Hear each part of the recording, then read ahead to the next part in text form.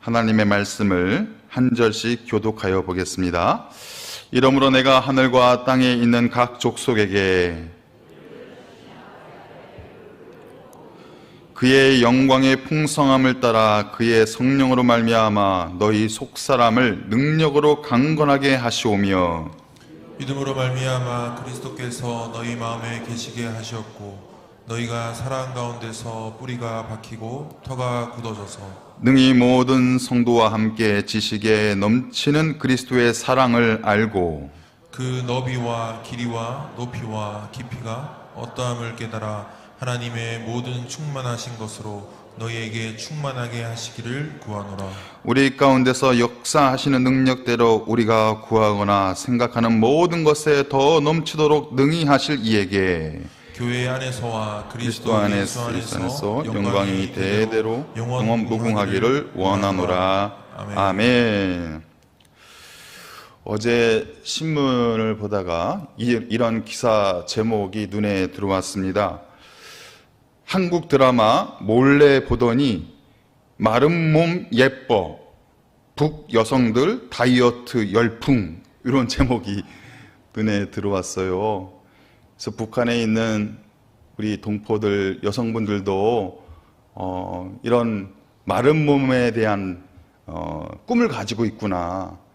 그래서 이 북한 사회가 우리 남한의 문화들이 이제 우리 한국의 문화들이 전해지면서 미의 기준이 여성들의 그 미의 기준이 바뀌었다고 합니다. 이전까지는 통통한 모습이 절대적인 미의 기준이었는데 이제는 마르고 이렇게 가냘픈 몸을 가진 여성들이 미의 기준이 되고 있다. 그런 기사가 눈에 들어왔습니다. 일부 부유층에서는요, 우리가 똑같이 보톡스도 맞는다고 해요. 보톡스도 맞고 또 그 명품이 굉장히 유행하고 있는 그런 사회로 바뀌고 있다. 그런 기사를 눈에 보았던 기억이 있습니다. 이처럼 어느 시대이건 또 어느 나라이건 사람들은 외적으로 보여지는 것에 큰 관심을 가지고 있다라는 거예요. 외형적으로 보여지는 것에 대해서 큰 관심을 가지고 있고 그것을 중요하게 생각을 한다라는 것이죠. 이는 우리가 에베소서에서 보고 있는 이 바울의 시대에도 마찬가지였다는 거예요.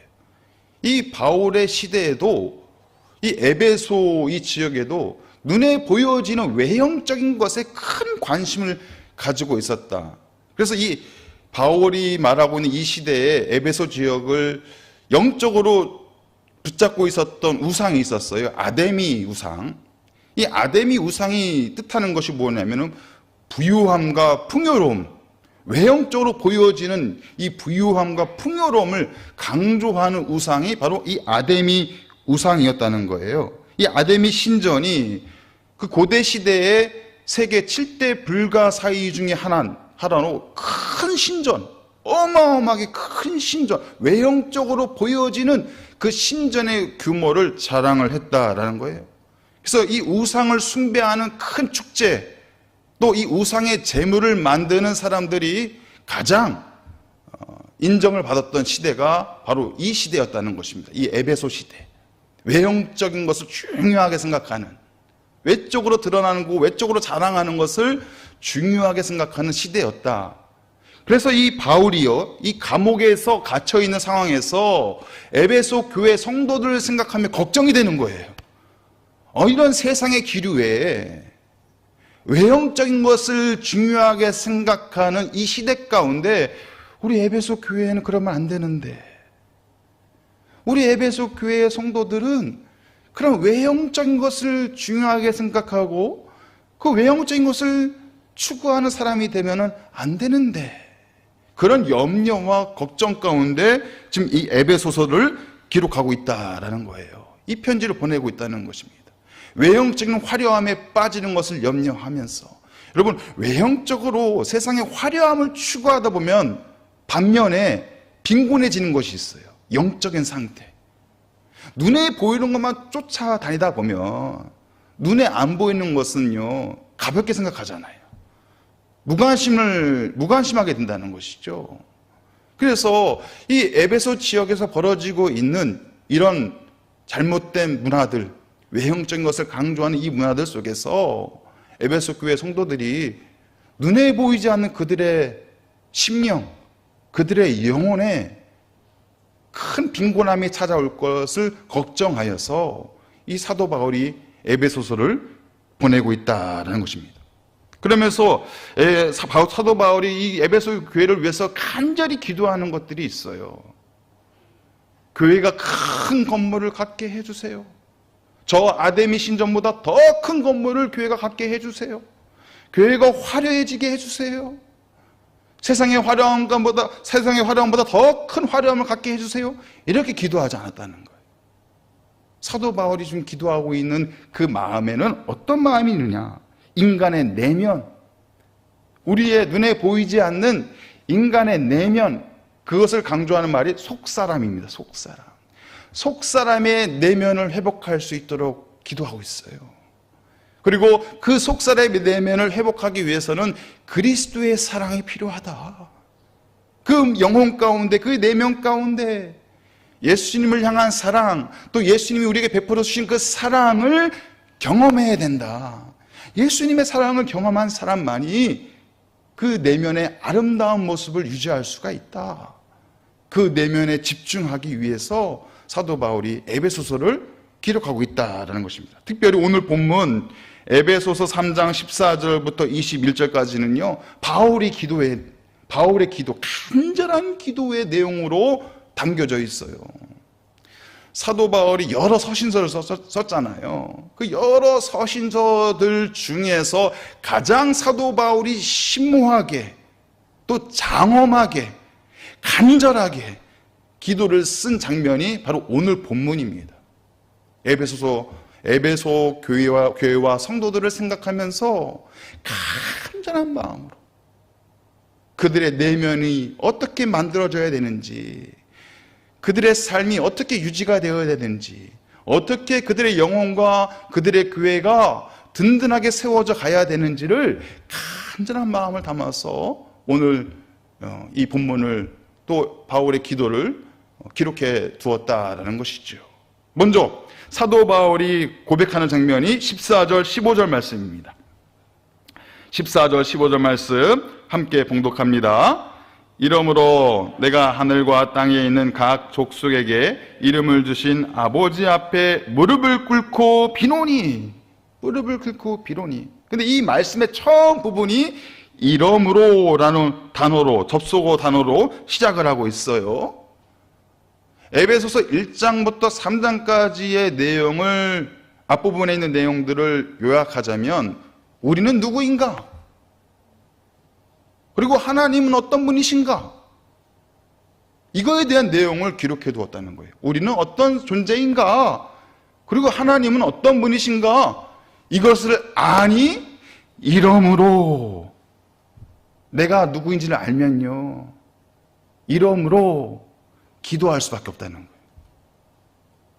우리가 어떤 존재인지를 알면, 나의 이 본성을 알게 되면 이러므로 기도할 수밖에 없다는 거예요.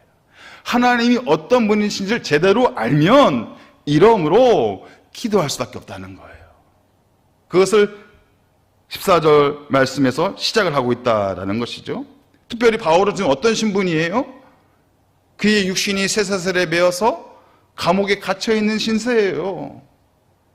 자유를 잃어버린 신세예요. 가장 힘든 시간을 보내고 있는 불쌍한 신세예요. 그 어려운 상황 가운데 바울은 무엇을 선택했어요? 이러므로 기도할 수밖에 없다는 거예요. 내가 너무 힘들어. 너무 고통스러워. 할 수 있는 것이 이 감옥에서 아무것도 없어. 이러므로 나는 기도할 수밖에 없다. 그것을 말씀하고 있다라는 것입니다. 보통 유대인들은요, 기도할 때 일어서서 기도해요. 그런데 지금 바울은 어떻게 기도하고 있어요? 무릎을 꿇고 비노니. 얼마나 간절하면. 우리는 무릎을 꿇고 기도하는 것이 익숙하지만 유대인들에게 있어서 무릎을 꿇고 기도한다는 것은 너무너무 그 간절함이 크기 때문에 그럴 수밖에 없는 상황이다라는 것을 우리가 느껴볼 수가 있다라는 것입니다. 너무나도 힘든 상황, 또 에베소 교인들 생각할 때 너무나도 걱정스러운 마음에서 간절한 마음으로 무릎을 꿇고 기도할 수밖에 없다. 지금 바울의 마음은 어떤 마음일까요? 내 생각으로 되는 것이 아무것도 없구나. 내 마음대로 될 수 있는 것이 아무것도 없구나. 내 생각, 내 마음, 내 뜻 다 내려놓고 나는 무릎을 꿇고 기도할 수밖에 없사오니 주여 나의 이 모든 상황과 문제를 주께 의탁하나이다. 이런 간절한 마음으로 기도를 하고 있다라는 것입니다. 저에게 영향을 많이 주신 목사님 중에 한 분이 지금 100세가 넘으셨어요. 최장수, 현재 생존에 계시고 지금도 말씀을 전하시러 다니시고 왕성하게 말씀 사역을 하시는 어르신인데, 그 어르신께서 이런 말씀을 하신 적이 있습니다. 그 어르신이 이제 이북에 계시다가 전쟁통에 피난 오셨거든요. 피난 오셔서 제주도, 부산, 대구, 서울 옮겨가시면서 목회를 하신 거예요. 힘들게, 어렵게 그 목회를 감당을 하신 거예요. 그 어르신이 이런 말씀을 하신 적이 있어요. 지난 세월 수십 년 동안의 목회를 돌아보니 힘든 시절 버틸 수 있었던 것은 두 가지였습니다. 가장 힘들고 어려웠던 그 순간에 나를 버티게 했었던 것은 두 가지였습니다. 첫 번째는 하나님의 말씀이었습니다. 두 번째는 하나님 앞에 무릎을 꿇는 것이었습니다. 이 두 가지를 제외하면 제 목회에는 아무것도 남아있지 않습니다. 이 말씀을 하신 것이 기억이 나요. 여러분, 우리도 마찬가지잖아요. 우리가 뭐 여러 가지 신앙생활을 하고 교회 생활을 하지만 가장 어려운 순간, 도저히 내가 무엇도 할 수 없는, 아무것도 할 수 없는 가장 힘든 순간에는요, 딱 두 가지가 남는 거예요. 하나님의 말씀, 그리고 하나님 앞에 무릎 꿇고 기도하는 것.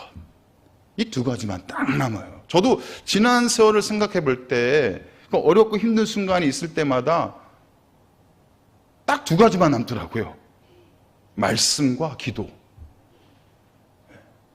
이 두 가지가요, 이 성도에게 있어서는요, 특권이에요. 왜냐하면 힘들고 어려운 순간에 우리는요, 자동으로 세팅이 돼 있어요. 그 고난 앞에서, 위기 앞에서요, 성도의 삶은요, 본능적으로요, 말씀을 찾게 돼 있어요. 그리고요, 하나님 앞에 무릎을 꿇게 돼 있어요. 다 경험해 보셨을 거예요. 이것이요, 내가 그렇게 해야지 하는 게 아니라 자동으로 그렇게 세팅이 돼 있어요. 우리의 그 신앙이, 믿음이 세팅이 되어 있어서 이렇게 우리가 말씀과 기도를 붙잡게 된다라는 것입니다. 여러분, 우리도 비록 바울처럼 그 육신이 옥에 갇혀있는 신세는 아니지만 우리도 자유롭지 못한 세상에서 살아가고 있지 않습니까? 우리를 억압하는 일들이, 우리의 마음과 심령과 우리의 육신을 억압하는 상황들이 늘 우리를 괴롭게 하는 때가 있다라는 것입니다. 그럴 때 우리는 어떻게 해야 될까요? 오늘 이 바울의 모습처럼 그 어두운 감옥 안에서 이름으로, 내가 그 고난 앞에서 이름으로 기도할 수밖에 없사오니 무릎 꿇고 기도하잖아요. 우리도 어렵고 힘든 순간순간마다 우리의 마음을 억누르고 우리의 상황 가운데 힘든 상황이 만들어질 때마다 우리는 이름으로 주님 앞에 무릎을 꿇고 기도할 수 있는 심령들이 다 되시기를 간절히 바랍니다. 인생을 건강하게 살아가는 원리, 가정과 교회를 든든하게 세워가는 원리 무엇일까요? 이름으로 무릎을 꿇고 기도하는 방법밖에 없다는 거예요. 기도하는 방법밖에 없다. 외형적으로 물질적으로 풍요로움을 바라기보다는 더 중요한 것은 오늘 말씀처럼 14절에 있는 말씀처럼 15절에 있는 말씀처럼 하늘과 땅에 있는 각 족속에게 이름을 주신 아버지 앞에 내가 무릎을 꿇고 기도해야 된다라는 것입니다. 그 하나님이 어떤 하나님이라고 말씀하고 있어요? 하늘과 땅에 있는 각 족속에게 무엇을 주셨다고요? 이름을 주셨다는 거예요. 저와 여러분의 이름을 누가 주셨을까요? 하나님이 주신 거예요. 할렐루야. 믿으시길 바랍니다. 하나님이 우리에게 이름을 주신 거예요. 여러분의 가정 가운데 하나님께서 다 이름을 주셨어요. 우리의 교회 가운데 다 하나님께서 이름을 주셨어요. 여러분, 이름을 주셨다는 게 그 의미가 무엇일까요? 이름을 주셨다는 거. 너희는 나의 것이야. 너희는 나의 것이야. 또 어떤 의미가 있을까요? 내가 끝까지 너희를 책임질 거야. 끝까지 책임질 거야. 여러분, 그 믿음을 가지고 우리는 하나님 앞에 무릎을 꿇고 기도할 수 있어야 된다는 거죠. 그것이 우리가 이 신앙생활 가운데 건강하게 살아갈 수 있는 비결이에요. 그것이 우리 교회와 가정이 더욱 든든하게 세워져 갈 수 있는 비결입니다. 우리 인생을 주시고 이름을 주시고 우리의 가정을 주시고 우리의 교회를 주신 그 하나님 앞에 내가 무릎을 꿇고 기도할 수 있을 때 하나님께서 반드시 그 기도를 들으시고 우리가 아까 찬양했던 것처럼 우리가 기도한 것보다 더 놀라운 일들을 하나님의 역사를 온전히 이루어가 주실 줄 믿습니다. 그렇다면 바울이 무릎을 꿇고 간절히 기도한 것은 무엇일까? 간절히 바울이 기도한 그 기도의 내용이 과연 무엇일까? 먼저 16절 말씀이에요. 16절 말씀 함께 봉독합니다. 그의 영광의 풍성함을 따라 그의 성령으로 말미암아 너희 속사람을 능력으로 강건하게 하시오며, 바울이 지금 구하고 있는 것이 돈도 아니고 명예도 아니고 건강도 아니고 성공도 아니고 무엇을 구하고 있느냐? 속사람의 강건함을 구하고 있다라는, 속사람의 강건함. 여러분, 속사람이 무엇입니까? 눈에 보이지 않는 우리의 내면, 우리의 영혼, 우리의 마음, 그것이 속사람이에요. 그럼 속사람이 있으면 뭐가 있을까요? 겉사람도 있을 거 아니에요. 겉사람은 무엇일까요? 눈에 보이는 우리의 육체, 우리의 외모, 이것이 겉사람이에요. 그런데 속사람과 겉사람은요, 차이가 있어요. 분명한 차이가 있습니다. 그 차이를 고린도후서 4장 16절에서 말씀하고 있어요. 함께 봉독해 볼까요? 고린도후서 4장 16절 시작. 그러므로 우리가 낙심하지 아니하노니 우리의 겉사람은 낡아지나 우리의 속사람은 날로 새로워지도다. 아멘. 분명한 차이가 있죠. 우리의 겉사람, 우리의 육체와 외모는 낡아질 수밖에 없어요. 무슨 말이에요? 난 낡아지지 않아요 라고 생각하시는 분 계십니까? 낡아진다니까요. 낡아질 수밖에 없어요. 그런데 우리의 속사람, 우리의 영혼, 우리의 마음, 우리의 성품, 우리의 인격, 그것은 뭐라고 말씀하고 있어요? 날로 새로워질 수 있다라는 것입니다. 새로워질 수 있다. 겉사람은 세월이 지나면 낡아지게 되어 있어요. 그것을 막을 수 있는 사람은 아무도 없습니다. 겉사람은 환경에 따라서 낡아질 수밖에 없어요. 어떤 환경에 있느냐, 어떤 고생을 하느냐, 어떤 힘든 일을 경험하느냐에 따라서 겉사람은요, 낡아질 수밖에 없어요. 얼마 전에 우주선이 고장이 나가지고 국제 우주정거장 가보셨어요? 국제 우주정거장? 저기 위에 떠 있는 데가 있어요. 거기에 처음에는 한 일주일 정도 있다가 오는 것으로 준비를 했는데 우주선이 고장이 나가지고 9개월 동안 거기에 갇혔다가 돌아온 여성 우주 비행사 이야기가 있었어요. 그 사람의 이름이 수니타 윌리엄스라는 여성 우주 비행사인데 9개월 동안 거기 갇혀 있었다가 내려왔거든요. 그런데 이 사람이 내려왔을 때의 모습을 보고 사람들이 다 깜짝 놀랐어요. 할머니가 돼서 돌아온 거예요. 쭈글쭈글 할머니가 됐어요. 그 외형과 그 모습이 완전히 바뀌어서 돌아온 거예요. 그래서 영상을 보니까 정말 올라갔을 때의 모습이 아니라 내려왔을 때의 모습은 정말로 나이 같은 모습을 하고서 내려온 것을 볼 수가 있었어요. 우주에서는요, 이렇게 급격한 노화 현상이 일어난다고 해요. 그러니까 평균 우리가 여기서 나이 먹는 것보다 10배는 빨리 노화가 일어난다고 합니다. 나는 빨리 늙고 싶어요 라고 생각하시는 분은요, 우주를 한번 다녀오시면 돼요. 어떤 상황에 있느냐, 어떤 환경에 있느냐, 어떤 힘든 일들을 경험하게 되느냐에 따라서 그 사람의 겉모습은 낡아질 수밖에 없다. 그러나 그 속사람은 뭐라고 말씀하고 있어요? 날로 세워질 수 있다. 그 마음이 늘 청춘처럼 열정 가운데 살아갈 수 있다. 그의 심령이 늘 밝고 온전한 모습으로 살아갈 수 있다. 그의 인격과 품성이 날마다 강건해질 수 있다. 그것을 설명해주고 있다는 것이에요. 제가 얼마 전에 공원에 갔다가요,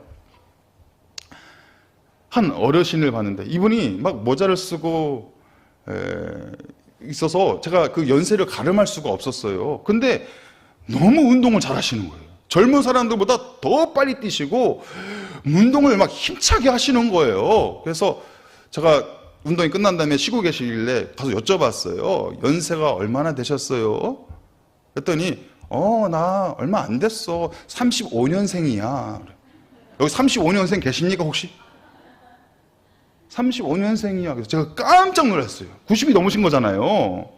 근데 진짜 청년들만큼이나 운동을 열심히 하시는 거예요. 허리도 전혀 굽지 않았고 모자를 쓰니까 전혀 연세를 제가 가늠할 수가 없더라고요. 그래서 제가 깜짝 놀랐어요. 어르신, 어떻게 그 연세에 이렇게 운동을 하세요? 그랬더니 그러시는 거예요. 뭐 대단하다고. 지금 내 나이가 운동하기 딱 좋을 나이야. 네. 어떤 마음을 갖고 있느냐. 그래서 겉모습은 비록 연세가 드셔서 후패하고 약해질 수밖에 없지만 그 속마음이 어떤 마음을 갖고 있느냐. 청년의 마음을 갖고 있는 거예요. 젊은 사람들의 마음, 뜨거운 열정을 가지고 있는 그 마음을 볼 수 있었다라는 것입니다. 그렇다면 우리의 속사람은 어떻게 강건해질 수 있는 것일까?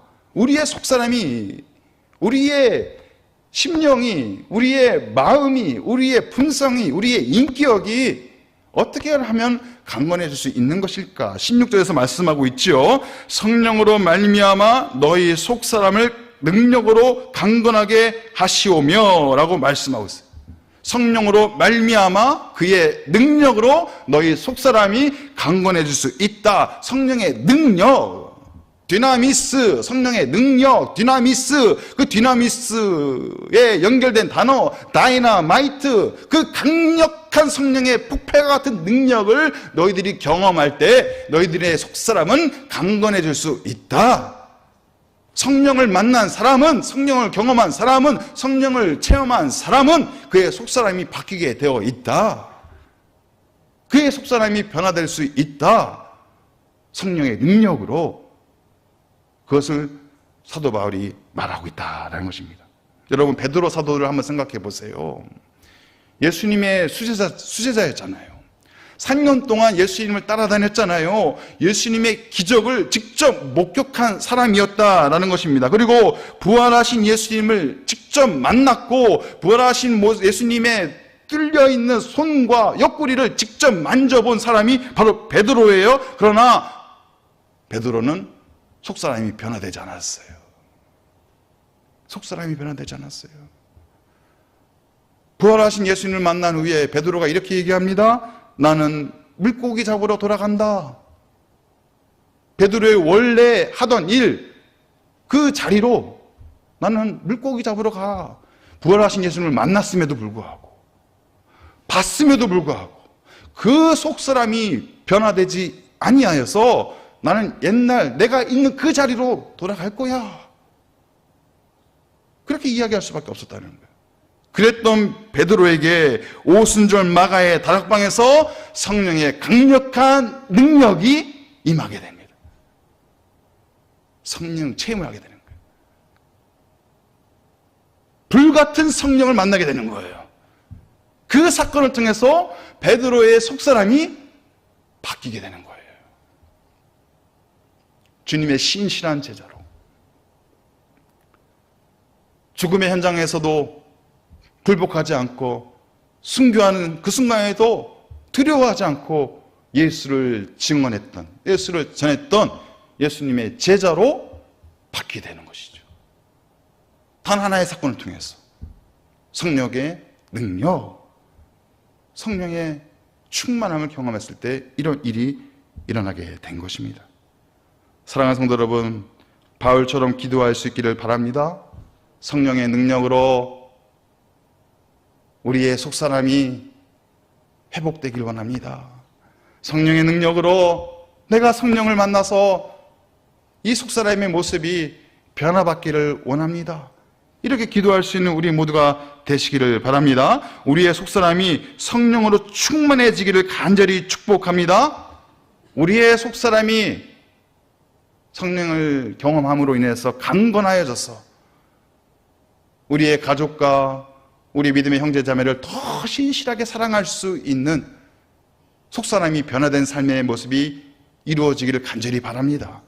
우리의 속사람이 성령을 경험함으로 강건하여져서 가정물, 교회를 더욱 든든하게 세워져 갈 수 있는 하나님의 백성들이 다 되시기를 간절히 바랍니다. 겉사람의 화려함보다는 속사람의 향기를 더 짙게 내뿜을 수 있는 성령을 바라보시고 성령의 능력을 경험하셔서 우리의 속사람이 더 진한 향기를 다 드러낼 수 있는 그러한 삶이 되시길 바랍니다.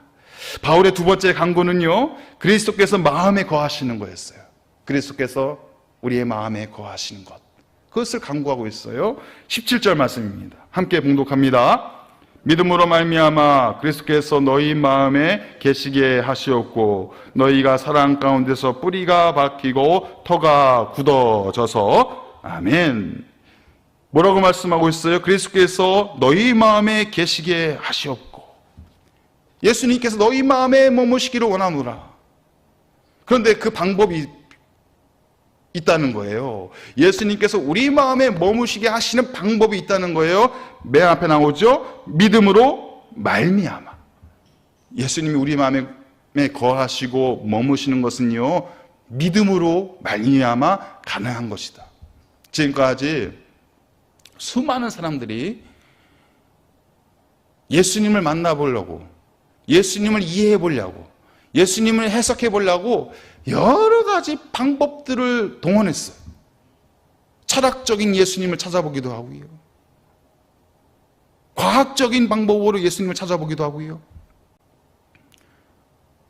역사적인 예수님을 찾아보기도 하고요, 심리학적으로 예수님을 찾아보기도 하고요. 그런데 그런 모든 방법은요, 예수님을 제대로 알 수가 없었어요.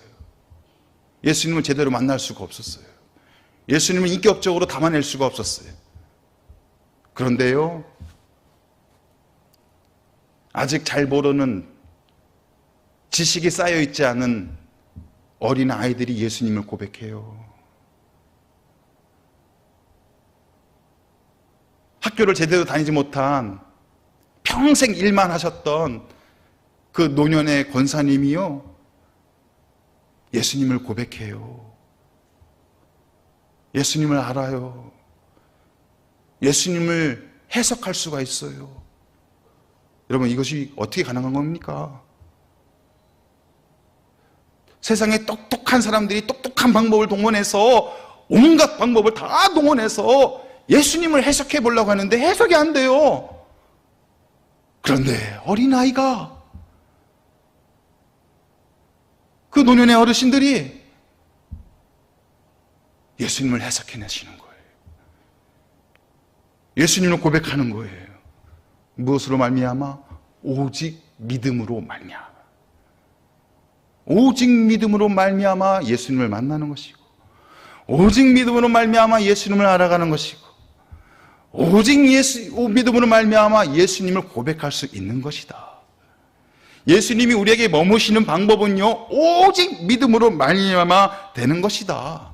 그것을 사도 바울이 강조하고 있는 거예요. 오직 믿음으로 말미암아 너희 안에 예수가 거하게 하셨다. 마음에 계시게 하시옵고라는 그 기도문이 나오는데요, 마음에 계시게 하시옵고, 이 말은요, 손님이 와서 잠깐 머물다 있다가 떠난 것을 의미하는 것이 아니고요, 손님으로 오셨다는 것이 아니고요, 주인으로 와서 집을 짓고 그 자리에 머무시고 정착하셨다라는 의미를 담고 있다라는 거예요. 그러니까 예수님이 우리 마음에 계신다는 의미가 무엇입니까? 손님으로 잠시 들렀다, 때가 됐으니 나 퇴근한다라고 가시는 것이 아니라 우리 안에 주인으로 오셔서 우리 마음에 예쁜 집을 지어주시고, 믿음의 집을 지어주시고, 그 믿음의 집 가운데 예수님이 항상 거하고 계신다.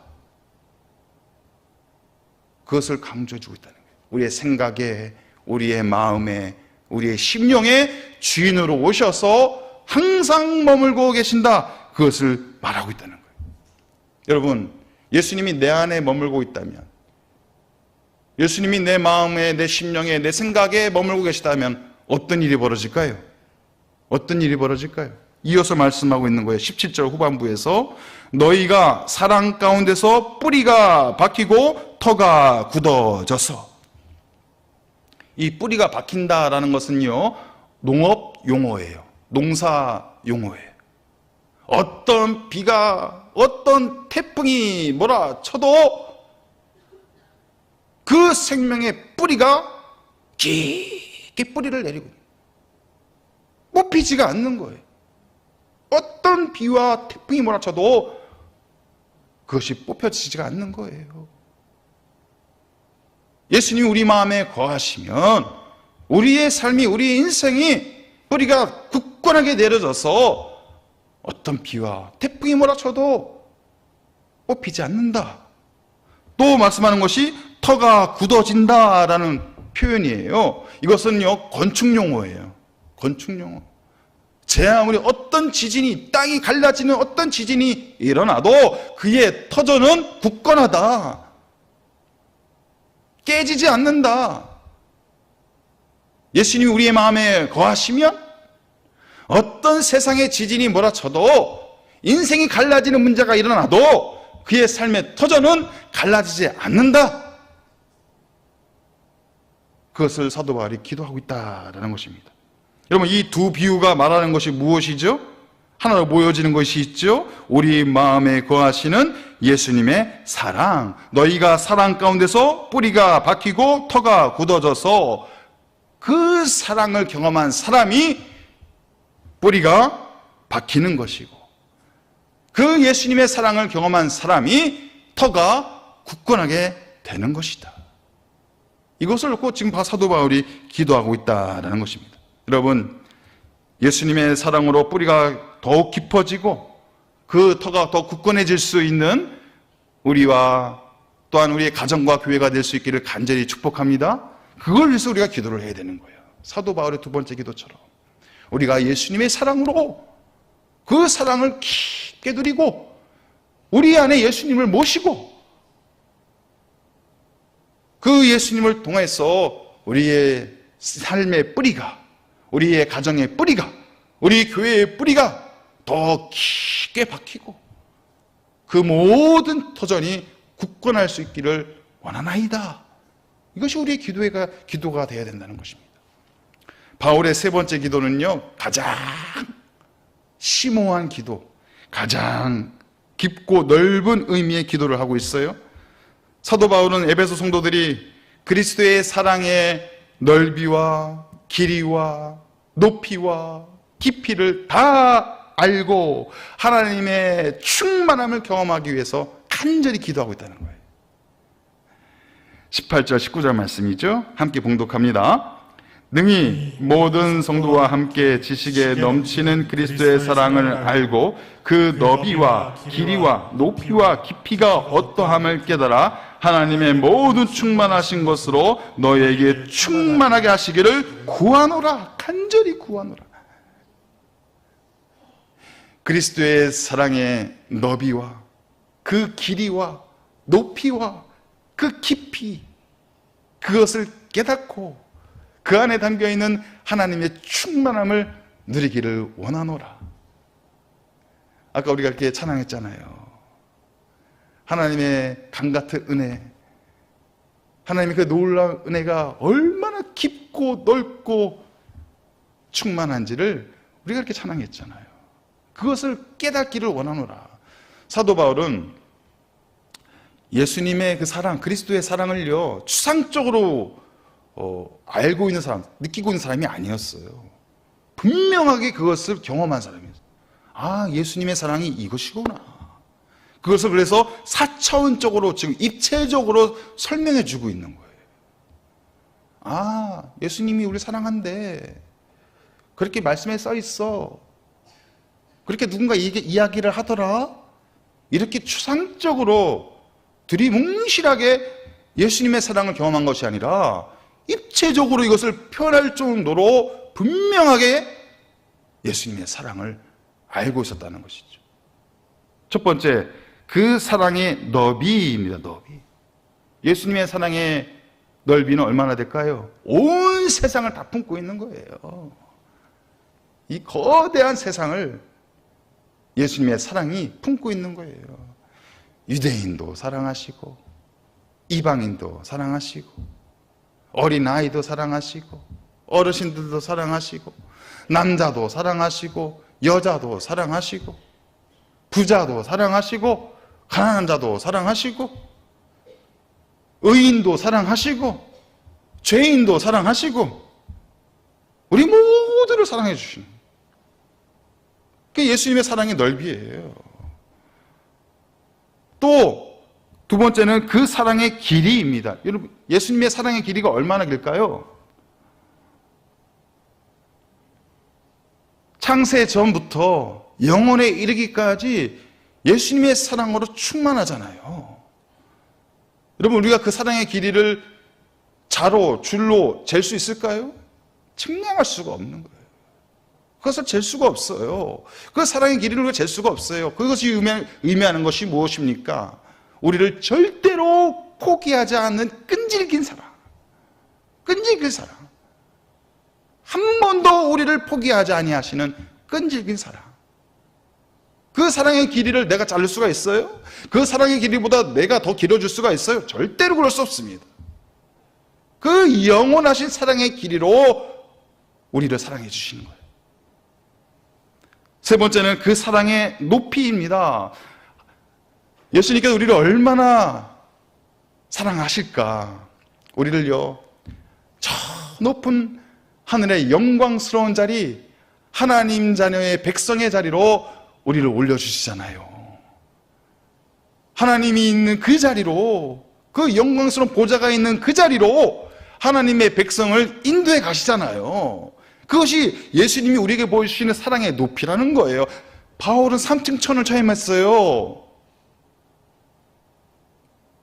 첫 번째 하늘, 우리 지구가 지금 살아가고 있는, 우리가 눈을 들어서 볼 수 있는 하늘을 보았어요. 두 번째 하늘, 저 우주에 짧게 퍼져 있는, 그 우주에 광활하게 퍼져 있는 그 우주를 봤어요. 그리고 세 번째 하늘, 저 우주 너머에 있는 하늘, 하나님이 계신 그 하늘, 하나님의 영광스러운 보좌가 있는 그 하늘을 보았어요. 그 하늘로, 그 멀리 있는, 그 높이 있는 그 하늘로 예수님께서는 우리를 사랑으로 인도하신다. 그 높은 자리로 우리를 인도하신다. 그것이 바로 사랑의 높이라는 것이죠. 네 번째, 그 사랑의 깊이입니다. 깊이. 예수님이 우리를 얼마나 깊게 사랑하실까? 우리를 사랑하기 위해서 얼마나 낮아지셨을까? 가장 낮은 자리, 가장 추한 자리, 가장 힘든 자리, 십자가가 땅 깊이에 박혀 있는 그 자리까지 예수님은 그 깊이로 우리를 사랑하신 거예요. 나의 가장 추한 모습, 나의 가장 연약한 모습, 나의 가장 더러운 모습, 그 자리까지 예수님은 오셔서 그 깊이만큼 우리를 더 사랑해 주셨다. 이것이 바로 바울이 표현하고 있는 이 사랑의 너비와 길이와 높이와 깊이다. 그것을 우리에게 말씀하고 있다는 것입니다. 이것을 깨닫고 하나님의 충만함을 체험하라. 그 하나님의 충만함을 누려라. 그것을 위해서 간절히 기도하고 있다라는 것입니다. 사랑하는 성도 여러분, 지금 이 시대는 기도가 꼭 필요한 시대예요. 그것도 그냥 기도하시는 거 아니에요. 무릎을 꿇고 간절히 간구하고 빌고 구해야 되는 그런 시대를 살아가고 있다라는 것입니다. 오늘 사도 바울이 에베소를 위해서, 에베소 교인들을 위해서 간절히 기도했던 기도의 내용이 우리 모두의 기도의 제목이 되시기를 간절히 축복합니다. 그런 의미에서 화면을 보시면서 함께 기도문을 낭독하도록 하겠습니다. 화면을 보시고 함께 합니다. 시작.